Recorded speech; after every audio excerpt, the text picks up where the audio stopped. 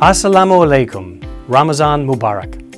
In previous videos, I described how the Pakistan-US Health Partnership is strengthening Pakistan's fight against coronavirus by providing mobile labs to coronavirus hotspots, training healthcare workers to treat patients at home, upgrading provincial emergency operation centers, and supporting refugee and host communities.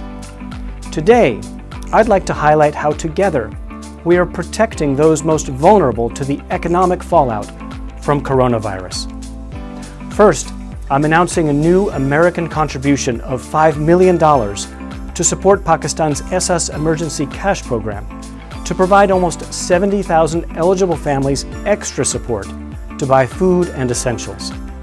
Second, I'm announcing a new U.S. provision of 336 metric tons of ready-to-use therapeutic food for children diagnosed with acute malnutrition, and equipment for 50 health facilities to treat malnutrition, in partnership with the government of Pakistan and UNICEF, and funded with $2.5 million from the American people.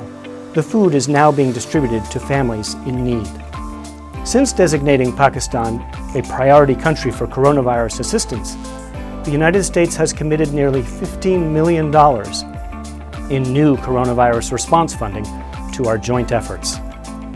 All of these contributions were identified as top priority needs by Pakistani authorities and are fully paid by the American people. President Trump and Prime Minister Khan agreed in a recent telephone conversation to continue working jointly on a coordinated response. We appreciate the many Pakistani expressions of sympathy and support for Americans, and we Americans send with equal sincerity our sympathy and support for Pakistanis who have suffered. Together, we will defeat this virus and rebuild our prosperity and freedom. Stay safe and healthy.